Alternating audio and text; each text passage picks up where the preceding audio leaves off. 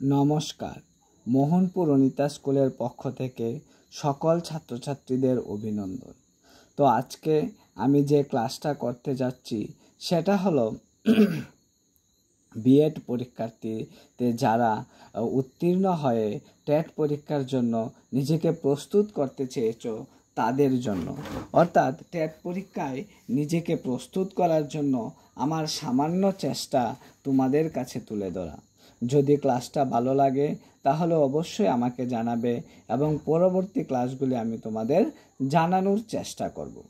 যাই হোক, আমাদের প্রথম প্রশ্ন হলো বসুন্ধরা সম্মেলন। আর এর আগে আমি একটা বিষয় তোমাদের বলে দিচ্ছি, সেটা হলো শিশু বিকাশ এবং শিক্ষাবিদ্যা যে প্রথম পার্টটা রয়েছে সেই প্রথম পার্টের অংশ থেকে এই প্রশ্নগুলো করা হয়েছে। বসুন্ধরা সম্মেলন অনুষ্ঠিত হয় কোথায়? ব্রাজিলের রিও ডি জেনেরোতে বসুন্ধরা সম্মেলন অনুষ্ঠিত হয়। তারপর যে প্রশ্নটা সেটা হলো এজেন্ডা 21 কর্মসূচি গৃহীত হয় কোন সম্মেলনে?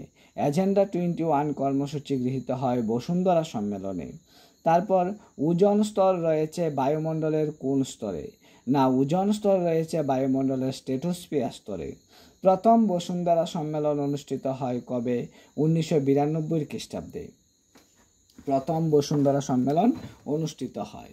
তারপর হলো মাধ্যমিক শিক্ষাকাল বলতে কোন স্তরকে বোঝায়? মাধ্যমিক শিক্ষাকাল বলতে পঞ্চম থেকে দশম শ্রেণী পর্যন্ত স্তরকে বোঝায়।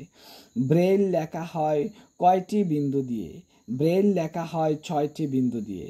তারপর হলো অ্যাবাকাস কোন শিক্ষার উপকরণ? অ্যাবাকাস গণিত শিক্ষার উপকরণ। ভগবান হলো সত্য, এই সত্যই ভগবান কথাটি কে বলেছেন? কথাটি বলেছেন গান্ধীজি। রবীন্দ্রনাথ ধর্ম শিক্ষা গ্রন্থ লেখেন কবে? 1911 খ্রিস্টাব্দে রবীন্দ্রনাথ ধর্ম শিক্ষা গ্রন্থ লেখেন। তারপর হলো বাঙালিদের প্রথম শিক্ষাগুরু কে ছিলেন? বাঙালিদের প্রথম শিক্ষাগুরু ছিলেন ঈশ্বরচন্দ্র বিদ্যাসাগর। বাঙালিদের প্রথম শিক্ষাগুরু ছিলেন। তারপর হলো নৌতালিম শিক্ষার অপর নাম কি? নৌতালিম শিক্ষার অপর নাম হলো বুনিয়াদী শিক্ষা। নৌতালিম শিক্ষার অপর নাম বুনিয়াদী শিক্ষা। তারপর হলো কোঠারি কমিশনে মোট সদস্য সংখ্যা কতজন? কোঠারি কমিশনে মোট সদস্য সংখ্যা 17 জন। কোঠারি কমিশনে মোট সদস্য সংখ্যা 17 জন। তারপর তোমরা যে প্রশ্নটা পাচ্ছ সেটা হলো কোঠারি কমিশন গঠিত হয় কার উদ্যোগে? এমসি চাওলা। কোঠারি কমিশন গঠিত হয় কার উদ্যোগে? কোঠারি কমিশন গঠিত হয় এমসি চাওলা এর উদ্যোগে। তারপর হলো স্বাধীন ভারতের প্রথম শিক্ষা কমিশন কোনটি? স্বাধীন ভারতের প্রথম শিক্ষা কমিশন হলো রাধাকৃষ্ণান কমিশন 1948 থেকে 49 খ্রিস্টাব্দের মধ্যে। তারপর হলো মুদালিয়া কমিশন গঠিত হয় কবে? না, মুদালিয়া কমিশন গঠিত হয় 1952 খ্রিস্টাব্দ থেকে 1953 সালে, অর্থাৎ 1952 থেকে 1953 সালে। তারপর হলো শিক্ষা হলো অভিজ্ঞতার পুনর্গঠন কথাটি কে বলেছেন? শিক্ষা হলো অভিজ্ঞতার পুনর্গঠন কথাটি বলেছেন জন ডিউই। ঠিক আছে, শিক্ষা হলো অভিজ্ঞতার পুনর্গঠন কথাটি বলেছেন জন ডিউই। আমার সঙ্গে সঙ্গে তোমরাও মুখস্থ করে নেবে, তাহলে তোমাদের কিছুটা হলেও উপকার হবে, এটা আমার বিশ্বাস। একটি সমাজের সার্বিক জীবনধারার রূপ কি? একটি সমাজের সার্বিক জীবনধারার রূপ হলো সংস্কৃতি। একটি সমাজের সার্বিক জীবনধারার রূপ হলো সংস্কৃতি। তারপর হলো মনোবিজ্ঞানকে আত্মার বিজ্ঞান বলে উল্লেখ করেছেন কে? এরিস্টটল মনোবিজ্ঞানকে আত্মার বিজ্ঞান বলে কি করেছেন? উল্লেখ করেছেন। মনোবিজ্ঞানকে আত্মার বিজ্ঞান বলে উল্লেখ করেছেন। তারপর হলো শিক্ষার প্রকৃতিবাদের প্রবক্তাকে? শিক্ষায় প্রকৃতিবাদের প্রবক্তাকে? শিক্ষায় প্রকৃতিবাদের প্রবক্তা হলো রুশো। শিক্ষায় প্রকৃতিবাদের প্রবক্তা হলো রুশো। শিক্ষা মনোবিজ্ঞান কি? শিক্ষা মনোবিজ্ঞান হলো মনোবিজ্ঞানের ফলিত শাখা, অর্থাৎ শিক্ষা মনোবিজ্ঞান হলো মনোবিজ্ঞানের ফলিত শাখা। তোমরা কিন্তু অবশ্যই প্রশ্নগুলোকে ভালো করে লক্ষ্য করবে। তারপর আগ্রহ এক ধরনের গতিশীল মানসিক প্রবণতা, এই মতের প্রবক্তাকে? আগ্রহ এক ধরনের গতিশীল মানসিক প্রবণতা। এই মতের প্রবক্তা হলেন ড্রেবার। ঠিক আছে, কে? ড্রেবার। তারপর হলো বিশেষ বিশেষ সমর্থন অর্জন করার ক্ষমতাই হলো বুদ্ধি। কথাটি কে বলেছেন? বিশেষ বিশেষ সমর্থন অর্জন করার ক্ষমতাই হলো বুদ্ধি। কথাটি বলেছেন মনোবিদ উড্রু। মনোবিদ উড্রু, তোমরা অবশ্যই লক্ষ্য রাখবে কিন্তু। তারপর হলো সমাজ বিচ্ছিন্ন ব্যক্তির অস্তিত্ব কল্পনাই করা যায় না। কথাটি কে বলেছেন? কথাটি বলেছেন রেমন্ড। অর্থাৎ সমাজ বিচ্ছিন্ন ব্যক্তির অস্তিত্ব কখনোই কল্পনা করা যায় না, এই কথাটি বলেছেন রেমন্ড। তোমরা অবশ্যই মনোযোগ সহকারে শুনবে। তারপর হলো মানুষের শ্বাস প্রশ্বাস মানুষের কাছেই সর্বনাশ। মানুষের কাছেই সর্বনাশ, কথাটি কে বলেছেন? স্যার পার্সিনাল। মানুষের শ্বাস প্রশ্বাস মানুষের কাছেই সর্বনাশ, কথাটি বলেছেন স্যার পার্সিনাল। তোমরা ভালো করে লক্ষ্য রাখবে। তারপর হলো চরিত্রকে বলিষ্ঠ এবং কর্ম করাই শিক্ষার লক্ষ্য। চরিত্রকে বলিষ্ঠ এবং কর্ম করাই শিক্ষার লক্ষ্য, কথাটি কে বলেছেন? কথাটি বলেছেন রবীন্দ্রনাথ ঠাকুর। চরিত্রকে বলিষ্ঠ এবং কর্ম করাই শিক্ষার লক্ষ্য, কথাটি বলেছেন রবীন্দ্রনাথ ঠাকুর। তারপর হলো চরিত্র গঠনই শিক্ষার চরম আদর্শ। চরিত্র গঠনই শিক্ষার চরম আদর্শ, কথাটি কে বলেছেন? কথাটি বলেছেন হার্বার্ড। চরিত্র গঠনই শিক্ষার চরম আদর্শ, কথাটি বলেছেন হার্বার্ড। তারপর হলো প্রকৃতির স্রষ্টার হাত থেকে যা কিছু আসে তা সবই সৎ এবং মঙ্গলময়, কথাটি বলেছেন রুশু। প্রকৃতির স্রষ্টার হাত থেকে যা কিছু আসে তা সবই সৎ এবং মঙ্গলময়, কথাটি বলেছেন রুশু। তারপর হলো প্রতিটি মহৎ শিল্পকলার একটি কল্যাণমুখী লক্ষ্য থাকে, কথাটি কে বলেছেন? কথাটি বলেছেন এরিস্টটল। অর্থাৎ দেখা গেল যে প্রতিটি মহৎ শিল্পকর্মই একটি কল্যাণমুখী লক্ষ্য থাকে, কথাটি বলেছেন এরিস্টটল। তারপর হলো তাস্টুন এর দলগত উপাদান তত্ত্বের এস উপাদানটি কি? এস উপাদানটি হলো স্থান প্রত্যক্ষণের ক্ষমতা। তাস্টুনের দলগত উপাদান তত্ত্বে এস উপাদানটি হলো স্থান প্রত্যক্ষণের ক্ষমতা। কি? স্থান প্রত্যক্ষণের ক্ষমতা। তাস্টুনের দলগত উপাদান তত্ত্বের এস উপাদানটি হলো স্থান প্রত্যক্ষণের ক্ষমতা। তারপর হলো স্পিয়ারম্যান মানসিক ক্ষমতা সম্পর্কে তত্ত্ব আবিষ্কার করেন কবে?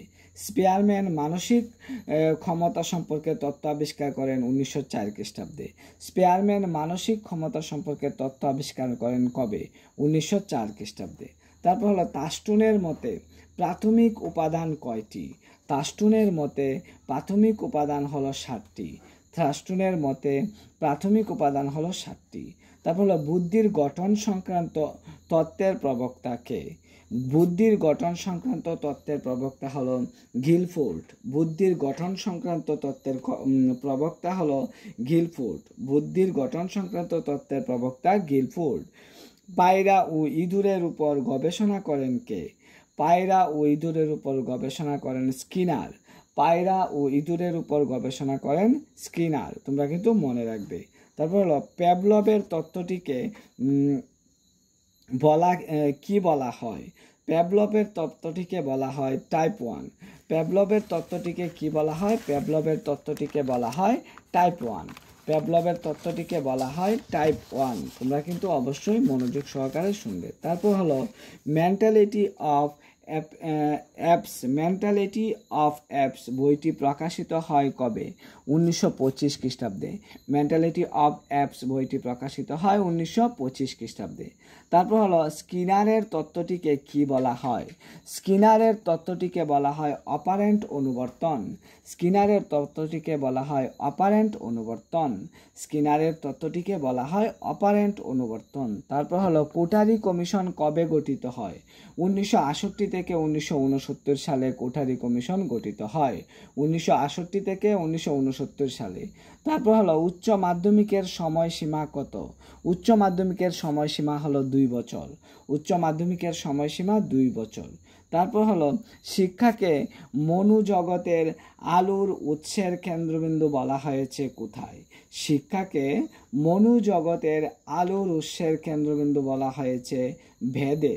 শিক্ষাকে মনোজগতের আলোর উৎসের কেন্দ্রবিন্দু বলা হয়েছে ভেদে। তারপর হলো জ্ঞানের মতে এত পবিত্র অন্য কিছু, জ্ঞানের মতো এত পবিত্র অন্য কিছু বস্তু পৃথিবীতে নেই। জ্ঞানের মতো এত পবিত্র অন্য কিছু পৃথিবীতে নেই। এই কথাটি কোথায় আছে? গীতায়। এই কথাটি কোথায় আছে? গীতায়। তারপর হলো শব্দের তীব্রতা মাপার একক কি? শব্দের তীব্রতা মাপার একক হলো ডিবি বা ডেসিবেল। ডিবি বা ডেসিবেল, ঠিক আছে। তারপর হলো অক্টেক ব্যান্ড নামক যন্ত্রের সাহায্যে কি পরিমাপ করা হয়? অক্টেক ব্যান্ড নামক যন্ত্রের সাহায্যে কি পরিমাপ করা হয়? অক্টেট ব্যান্ড নামক যন্ত্রের সাহায্যে বধিরতা পরিমাপ করা হয়। কি পরিমাপ করা হয়? বধিরতা। তারপর হলো কলকাতায় হিন্দু স্কুল স্থাপিত হয় কোন সালে? কলকাতায় হিন্দু স্কুল স্থাপিত হয় 1817 খ্রিস্টাব্দে। কলকাতায় হিন্দু স্কুল স্থাপিত হয় 1817 খ্রিস্টাব্দে। তারপর হলো ভারত প্রতীক বলা হয় কাকে? না, ভারত প্রতীক বলা হয় রাজা রামমোহন রায়কে। ভারত প্রতীক বলা হয় রাজা রামমোহন রায়কে। তারপর হলো কথামালা রচনা করেছেন কে? কথামালা রচনা করেছেন বিদ্যাসাগর। কথামালা রচনা করেছেন কে? কথামালা রচনা করেছেন বিদ্যাসাগর। তারপর হলো বুনিয়াদী শিক্ষার মূল ভিত্তি কি? বুনিয়াদী শিক্ষার মূল ভিত্তি হলো হস্তশিল্প। বুনিয়াদী শিক্ষার মূল ভিত্তি হলো হস্তশিল্প। তারপর হলো মনে প্রাণে সর্বদয় সমাজ প্রতিষ্ঠা করতে চেয়েছিলেন কে? মনে প্রাণে সর্বদয় সমাজ প্রতিষ্ঠা করতে চেয়েছিলেন গান্ধীজি। মনে প্রাণে সর্বদয় সমাজ প্রতিষ্ঠা করতে চেয়েছিলেন গান্ধীজি। তারপর হলো সোমপ্রকাশ পত্রিকা প্রকাশ করেছিলেন কে? সোমপ্রকাশ পত্রিকা প্রকাশ করেছিলেন বিদ্যাসাগর। সোমপ্রকাশ পত্রিকা প্রকাশ করেছিলেন বিদ্যাসাগর। তারপর হলো দার্শনিক হিসাবে রবীন্দ্রনাথ কি ছিলেন? দার্শনিক হিসাবে রবীন্দ্রনাথ ছিলেন একজন প্রকৃতিবাদী। দার্শনিক হিসাবে রবীন্দ্রনাথ ছিলেন একজন প্রকৃতিবাদী। তারপর হলো রাধাকৃষ্ণ কমিশনের অপর নাম কি? না, রাধাকৃষ্ণ কমিশনের অপর নাম হলো বিশ্ববিদ্যালয় শিক্ষা কমিশন। রাধাকৃষ্ণন কমিশনের অপর নাম হলো বিশ্ববিদ্যালয় শিক্ষা কমিশন। তারপর হলো কোটারি কমিশনের রিপোর্ট কয়টি ভাগে বিভক্ত? কোটারি কমিশনের রিপোর্ট 4টি খণ্ডে বিভক্ত। কোটারি কমিশনের রিপোর্ট 4টি খণ্ডে বিভক্ত। তারপর হলো এডুকেশন অ্যান্ড ন্যাশনাল ডেভেলপমেন্ট শিরোনামে রিপোর্ট প্রকাশ করেন কোন commission? Education and national development শিরোনামের রিপোর্ট প্রকাশ করেন কোন commission? Kothari commission. Education and national development শিরোনামের রিপোর্ট প্রকাশ করেন কোন কমিশন? হলো কোটারি কমিশন। তারপর হলো ইংল্যান্ডে কোন ব্যক্তি কোটারি কমিশনের সদস্য ছিলেন? H.L. অ্যালবেন। H.L. অ্যালবেন। ইংল্যান্ডে কোন ব্যক্তি কোটারি কমিশনের সদস্য ছিলেন? H.L. অ্যালবেন। তারপর হলো কম্পিউটার সহযোগী শিখন কি? CAL। কম্পিউটার সহযোগী শিখন হলো CAL। কম্পিউটার সহযোগী শিখন হলো CAL। তারপর হলো নর্মাল স্কুল কবে প্রতিষ্ঠিত হয়? নর্মাল স্কুল প্রতিষ্ঠিত হয় 1855 খ্রিস্টাব্দে। নর্মাল স্কুল প্রতিষ্ঠিত হয় 1855 খ্রিস্টাব্দে। তারপর হলো শান্তিনিকেতনে কার বাস্তব শিক্ষা চিন্তার মূর্তি প্রতীক রয়েছে? শ্রীনিকেতনে কার বাস্তব শিক্ষা চিন্তার মূর্তি প্রতীক রয়েছে? সেটা হলো রবীন্দ্রনাথ ঠাকুর। সেটা হলো রবীন্দ্রনাথ ঠাকুর। তারপর হলো তাস্টুনের প্রাথমিক মানসিক ক্ষমতার তত্ত্বে ভাষামূলক ধারণাগুলো বোঝার এবং প্রয়োগ করার ক্ষমতা সূচিত হয় কোন অক্ষর দ্বারা? আর প্রশ্নটা আমি আবার পড়ছি। তাস্টুনের প্রাথমিক মানসিক ক্ষমতার তত্ত্বে ভাষামূলক ধারণাগুলো বোঝার এবং প্রয়োগ করার ক্ষমতা সূচিত হয় কোন অক্ষর দ্বারা? ভি অক্ষর দ্বারা। ইংরেজি ভি অক্ষর দ্বারা। তারপর হলো দ্বি উপাদান তত্ত্বের প্রবক্তা কে? না, দ্বি উপাদান তত্ত্বের প্রবক্তা হলো স্পিয়ারম্যান। দ্বি উপাদান তত্ত্বের প্রবক্তা হলো স্পিয়ারম্যান। দ্বি উপাদান তত্ত্বের প্রবক্তা স্পিয়ারম্যান। তারপর হলো লক্ষ্য সামনে রেখে কাজ করা বুদ্ধিমানের কাজ। কে বলেছেন? লক্ষ্য সামনে রেখে কাজ করা বুদ্ধিমানের কাজ কথাটি বলেছেন জন ডিউ। লক্ষ্য সামনে রেখে কাজ করা সেটা বলেছেন জন ডিউ। তারপর হলো পরিবর্তনশীল পরিবেশের সঙ্গে সঙ্গে সঙ্গতি বিধান হলো শিক্ষা। কার বক্তব্য এটা? কাদের বক্তব্য? কাদের বক্তব্য এটা? হলো প্রকৃতিবাদী দর্শনের বক্তব্য। অর্থাৎ পরিবর্তনশীল পরিবেশের সঙ্গে সঙ্গে বা সঙ্গতি বিধান রেখে সঙ্গতি বিধানই হলো শিক্ষা কথাটি বলেছেন প্রকৃতিবাদী দর্শনের বক্তব্য। কথাটি প্রকৃতিবাদী দর্শনের বক্তব্য। তো ক্লাসটা কেমন লাগলো তা জানিয়ে অবশ্যই তোমরা আমাকে কমেন্ট করবে, কারণ তোমাদের ভালো লাগলেই সেটা আমি আবার করার উৎসাহ পাবো। নমস্কার, সবাই ভালো থাকবে।